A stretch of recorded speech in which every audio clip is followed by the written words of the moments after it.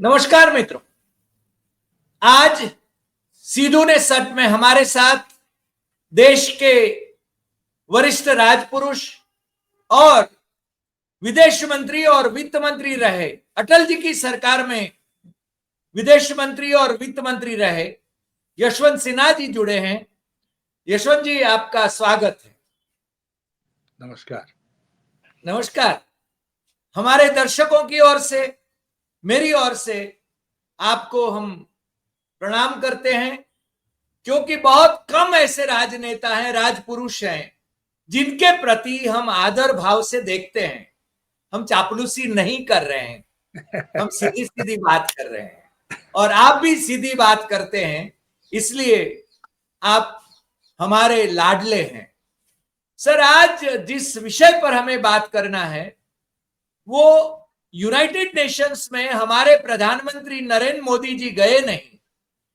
पता नहीं क्यों नहीं गए, क्योंकि ट्रम्प भाई से आंख मिचोली करना उनको ठीक न लगा होगा, मगर नहीं गए तो वहां पर पाकिस्तान के प्रधानमंत्री शहबाज शरीफ वो छा गए।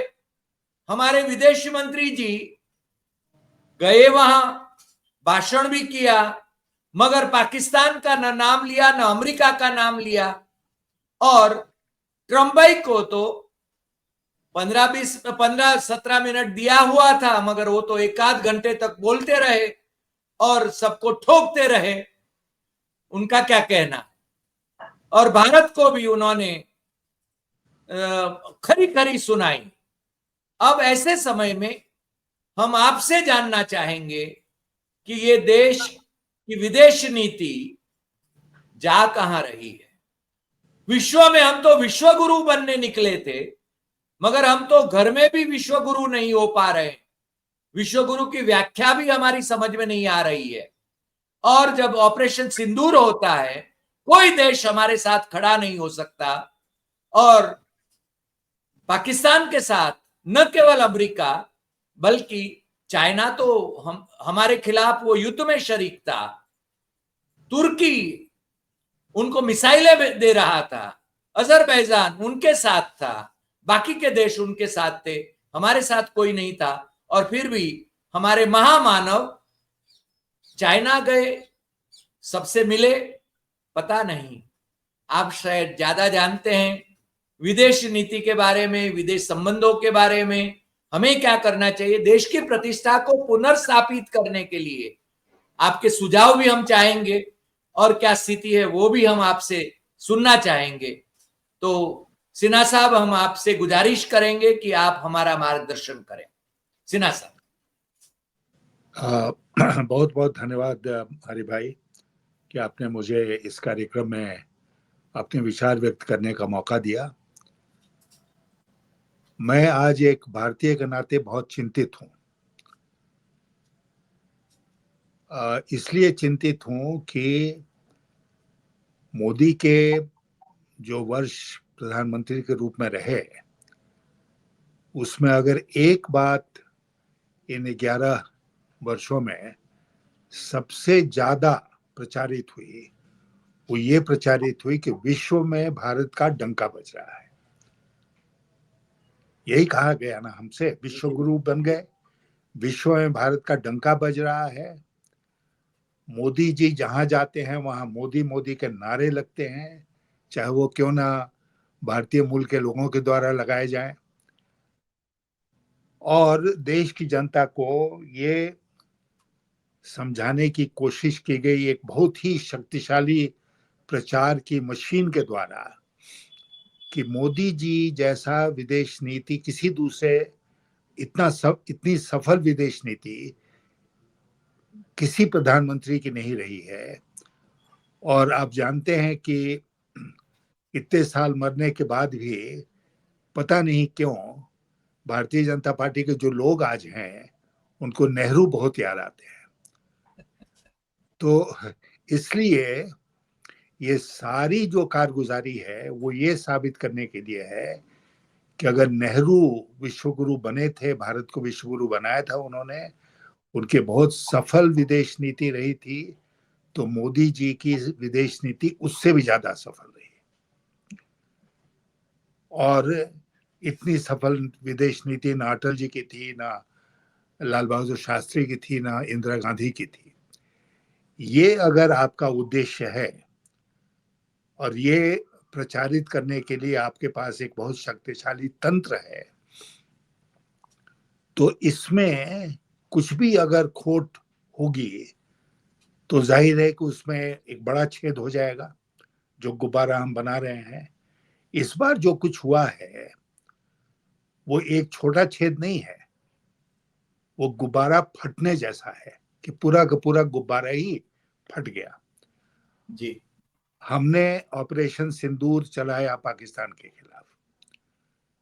हमारी जो सेना थी उसने बहुत कमाल करके दिखाया, हम सब इससे सहमत हैं। लेकिन कूटनीति के क्षेत्र में हमने सहसा पाया कि हम बिल्कुल अलग थलग हैं, अकेले हैं। पास पड़ोस के देश जो बराबर भारत के साथ खड़े होते थे वो भी भारत के साथ आज खड़े नहीं दिख रहे हैं। वही नहीं, एक बार तो हमको लगता है कि 30 35 50 बार ट्रंप ने ये कहा और यूएन में भी अपने भाषण में कहा कि भारत और पाकिस्तान के बीच में जो युद्ध हो रहा था उसका सीजफायर मैंने कराया। भारत इसको ऑफिशियल स्तर पर डिनाई कर रहा है, हालांकि मोदी जी इसके बारे में खामोश रहते हैं। और इस सरकार की एक वजह अजीब सी नीति है कि हम लोगों को सुनाते बहुत हैं। पाकिस्तान को सुना दिया, उसके चिथड़े उधेड़ दिए बिना नाम लिए हुए, अमेरिका को जवाब दे दिया बिना नाम लिए हुए। किसी का नाम हम नहीं लेते हैं, लेकिन गोदी मीडिया हमको बताने की कोशिश करती है कि हमने उनकी ऐसी की तैसी कर दी। अब हम लोग इस प्रश्न पर आए कि मोदी जी अमेरिका क्यों नहीं गए संयुक्त राष्ट्र संघ की जनरल असेंबली में भाग लेने के लिए। आपने कहा विदेश मंत्री गए, विदेश मंत्री का सब कुछ जो रहा वहां पर वो बहुत फीका रहा। कोई ऐसा कमाल उन्होंने अपने भाषण में नहीं किया, न किसी मुलाकात में ऐसी बात सामने आई कि बहुत बड़ा एक भारत को शक्ति मिली उनकी मुलाकात करने से दूसरे राजनेताओं से। मोदी जी जाते तो हेड्स ऑफ गवर्नमेंट से मिलते,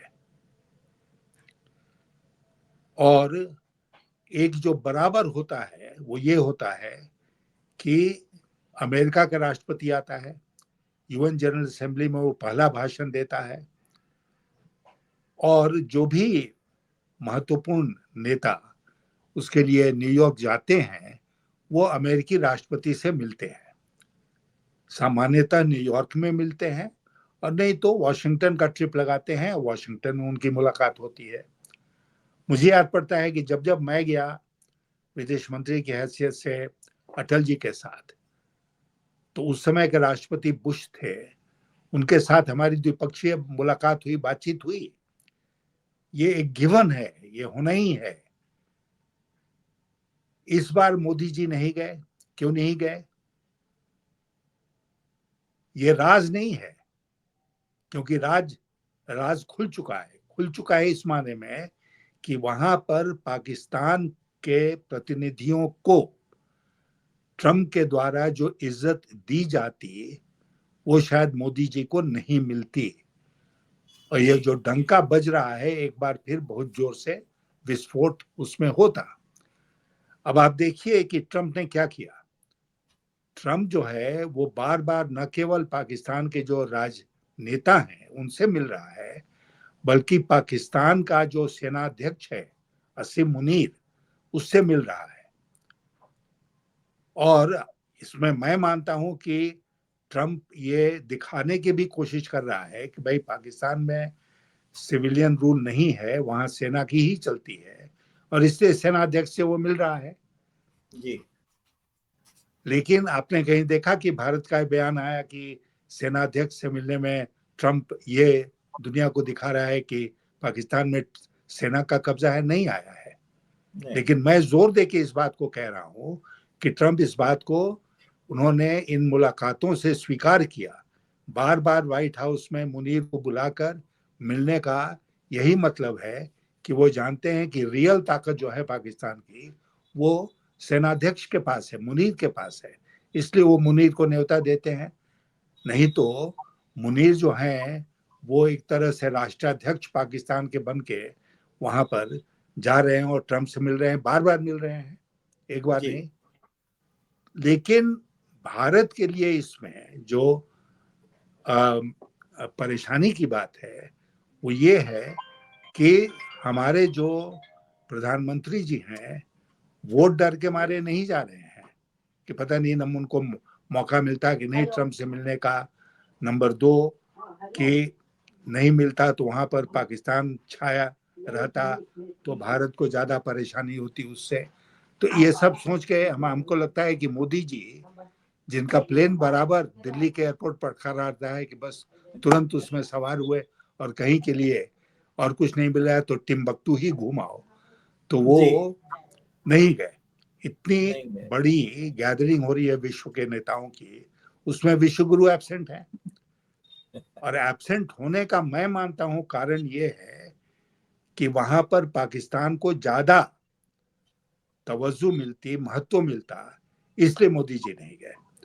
और ये बराबर भारत के लिए बहुत सोच का विषय है कि 11-12 सालों से जो ढिढोरा पीटा जा रहा था भारत का कि हमारी विदेश नीति इतनी सफल है, वो आज इतनी परतों में खुल गई है और कोई भी देश आज हमारे साथ खड़ा नहीं है, एक भी देश। जी अब पाकिस्तान का देखिए, मैंने ये कहते हुए मुझे बहुत अफसोस हो रहा है कि चीन तो ऑल वेदर फ्रेंड है पाकिस्तान का, उसने जी तो युद्ध लड़ा पाकिस्तान की तरफ से भारत के खिलाफ जब अभी हाल में ऑपरेशन सिंदूर हुआ। जब उसके बाद अमेरिका भी पाकिस्तान के साथ खड़ा है। अब चीन और अमेरिका दोनों पाकिस्तान के साथ खड़े हैं, रूस चुपचाप है, कुछ नहीं बोल रहा है। और बाकी छोड़ दिए तुर्की, तुर्की ने तो खुलकर युद्ध में भाग लिया, अजरबैजान है ही है और भी कई देश हैं। तो कुल मिला जुलाकर अगर हम इस पूरी स्थिति पर नजर डालें तो हम पाएंगे कि सबसे बड़ा फेलियर जो मोदी सरकार का हुआ है वो लेह लद्दाख में तो हुआ ही है और जगह हुआ ही है, लेकिन सबसे बड़ा फेलियर जो हुआ है वो उसी फ्रंट पर हुआ है जिस फ्रंट को वो मानते थे कि उनकी सबसे बड़ी उपलब्धि है, उसकी पोल खुल गई, यानी कि विदेश नीति। ये स्थिति है। सर यानी उनकी पोल खुल गई ये तो हम समझ सकते हैं। यहाँ पर भी यूएन में भी ऐसा हुआ और एससीओ में भी गए, शांघाई कोऑपरेशन ऑर्गेनाइजेशन की बैठक में गए और पाकिस्तान को वहां भी तवज्जो दी उन्होंने। पाकिस्तान के प्राइम मिनिस्टर और फील्ड मार्शल दोनों को उन्होंने वो विक्ट्री डे के लिए रुकने के लिए कहा, हालांकि हमें न्योता ही नहीं था। ये यानी चाइना की ओर से भी तो इस प्रकार का ही एटीट्यूड है, ऐसा हम समझ सकते हैं। नहीं नहीं नहीं नहीं, मैंने जैसा आपसे कहा और आप भी जानते ही हैं इस बात को, सारी दुनिया जानती है कि चाइना ने तो खुल के पाकिस्तान की युद्ध में मदद की। जी जो युद्ध हुआ अब हिंदुस्तान और पाकिस्तान के बीच में, उसमें पीछे से चीन लड़ रहा था। ये सही हमारे बात। आर्मी चीफ ने भी इस बात को स्वीकार किया, सारे लोगों ने स्वीकार किया राइट कि पाकिस्तान तो फ्रंट था, असली युद्ध तो चीन लड़ रहा था। महाभारत की वो कहानी आपको याद होगी कि भीष्म पितामह के सामने शिखंडी आ गया, लेकिन पीछे से अर्जुन तीर चला रहे थे, जिसमें कि भीष्म को उन्होंने परास्त किया और भीष्म जमीन पर गिर गए। तो सचमुच में चीन जो है वो हर तरह से पाकिस्तान की मदद करने को तैयार है और अमेरिका भी उसके साथ है। तो अब बचा कौन? एक और महाशक्ति अगर आप कह सकते हैं तो रूस है। तो रूस भी साथ हमारे खड़ा नहीं है, वो चीन के साथ है और चीन पाकिस्तान के साथ है। तो बहुत ही गंभीर स्थिति है इस समय भारत देश की, विश्व में बहुत ही गंभीर स्थिति है। और यही कारण है कि Modi ji UN general assembly की मीटिंग के लिए नहीं गए। इसमें से रास्ता कैसे निकलेगा? कैसे आगे बढ़े हम? ये रास्ता जो है ये देश को निकालना पड़ेगा। मोदी जी से ये रास्ता अब नहीं निकलने वाला है। मोदी जी विदेश नीति के ही मामले में नहीं और कई मामलों में देश के लिए लायबिलिटी बन गए हैं। अच्छा होता कि 75 की उम्र जिसको उन्होंने हम सबके ऊपर एक जमाने में लागू किया था, जी वो जी जी। 75 का बहाना बनाकर सत्ता से निकल जाते, अच्छा होता। लेकिन ऐसा तो वो करेंगे नहीं।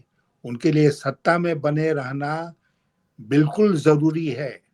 मोदी शाह जिस दिन सत्ता से हटेंगे उस दिन उनकी क्या, उनको दुर्दिन का देखना पड़ेगा, ये कहना मुश्किल है। इसकी कल्पना भी हम लोग नहीं कर सकते हैं।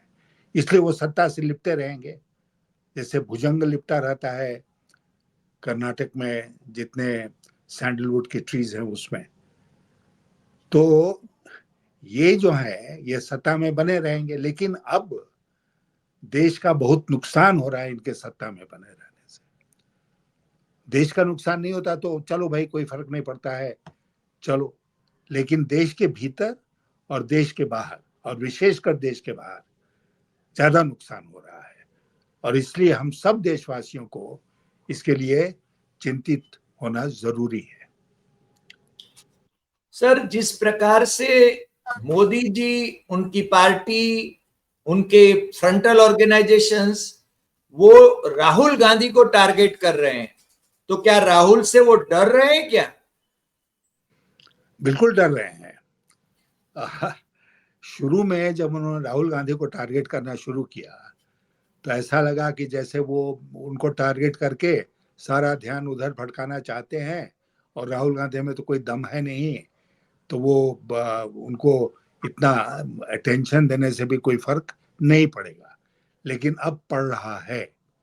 अब राहुल गांधी मैच्योर होकर आग में तप कर बाहर आए हैं और ये लोग जितना उनको गाली देंगे, जितना उनको कम दिखाने की कोशिश करेंगे, उतना ही राहुल गांधी मजबूत होंगे। ये इस बात को नहीं समझ पा रहे हैं। और अभी जहां जहां राहुल गांधी गए हैं, उनकी भारत यात्रा की बात मैं नहीं कर रहा हूं, लेकिन बिहार में उनकी जो यात्रा थी उसमें तो उनको बहुत ही जन समर्थन मिला है, लोक समर्थन मिला है। मगर अभी तो राहुल गांधी की हत्या की साजिशें हो रही है, ऐसा लग रहा है जैसे कि केरल में न्यूज 18 जो मलयालम है चैनल मुकेश अंबानी का, उस पर तो बैठा हुआ भाजपा का प्रवक्ता खुले तौर पर कहता है कि राहुल गांधी के छाती में गोली मार देना चाहिए, तो दूसरा गॉडसे की तरह बात कर रहा है। बिल्कुल किसी पर कोई नियंत्रण अब रहा नहीं। और उस आदमी को तो पकड़कर तुरंत जेल में डालना चाहिए था, प्रताड़ित करना चाहिए था, मुकदमा केस मुकदमा होना चाहिए था। वहां तो नॉन बीजेपी सरकार है, उसको ऐसा करना चाहिए इस वक्तव्य के लिए। तो ये लोग देखिए, एक बात मैं आपको आज के दिन चेतावनी के रूप में बता देना चाहता हूँ कि जैसे जैसे मोदी शाह कमजोर होंगे, जैसे जैसे बीजेपी कमजोर होगी, वैसे वैसे बीजेपी के नेताओं की जुबान फिसलना शुरू होगी और उनके मुंह से कुछ का कुछ निकलना शुरू होगा, जिसमें गाली भी है, जिसमें चेतावनी भी है, जिसमें सचमुच में धमकी भी है। इस तरह की बात वो करना शुरू करेंगे क्योंकि उनके पास तर्क नहीं होगा जो उनके ऊपर बातचीत उनसे हो रही है या उनके ऊपर आरोप लग रहे हैं उससे बचने का। मगर जिस प्रकार से इंदिरा गांधी की हत्या हुई है, राजीव गांधी की हत्या हुई है, राहुल गांधी के सर पर एक खतरा तो मंडरा रहा है। बिल्कुल और बिल्कुल फिर बिल्कुल भी वो मंडरा। लोगों में जुल हाँ, मिल रहे जा हैं। रहे हैं, जा रहे हैं। और मैं व्यक्तिगत रूप से राहुल गांधी से निवेदन करूंगा कि वो सिक्योरिटी को बहुत गंभीरता से लें और पूरी तरह से सचेत रहें कि कहीं कोई दुर्घटना ना हो। केवल हत्या की बात नहीं है, चोट लगने की भी बात है ना। तो ऐसा नहीं होना चाहिए। ये बहुत ही आवश्यक है क्योंकि हमें लगता है कि मोदी शाह के खिलाफ आज के दिन राहुल गांधी ही एक उम्मीद है देश के सामने। जी सर, एक अंतिम सवाल। राहुल गांधी विदेश यात्रा पर गए हैं और ये ऑफिशियल विदेश यात्रा है 4 देशों की, आपको उसके बारे में क्या लग रहा है? नहीं, बहुत अच्छी वो बात है राष्ट्राध्यक्षों को मिल रहे हैं। हाँ, कि वो जा रहे हैं और दूसरे देशों के लोग इज्जत के साथ उच्च स्तर पर बैठे पदाधिकारी उनसे मिल रहे हैं। आप जानते हैं इस बात को कि सारे देशों के लगभग दूतावास हैं दिल्ली में, और वो समय समय पर रिपोर्ट भेजते रहते हैं कि भारत की राजनीतिक स्थिति क्या है। मुझे पूरा विश्वास है कि उन दूतावासों की तरफ से, न केवल उन देशों के दूतावास जहां राहुल गांधी गए हैं, बल्कि और दूसरे दूतावासों की तरफ से उनके होम गवर्नमेंट जो है उसको रिपोर्ट्स गई हैं कि शाह और मोदी की स्थिति डांवाडोल है, राहुल गांधी इमर्ज कर रहे हैं एज नेता देश के, और अगर राहुल गांधी उनके देश का भ्रमण करें तो उनको पूरी इज्जत और सम्मान दिया जाए, और राष्ट्राध्यक्ष अगर उनसे मिल रहे हैं तो ये उस सम्मान को देने की बात है। तो ये बहुत बड़ा सूचक है, इस बात का संकेत है कि दुनिया के दूसरे देश अब मोदी शाह के बारे में क्या सोच रहे हैं और राहुल गांधी के बारे में क्या सोच रहे हैं।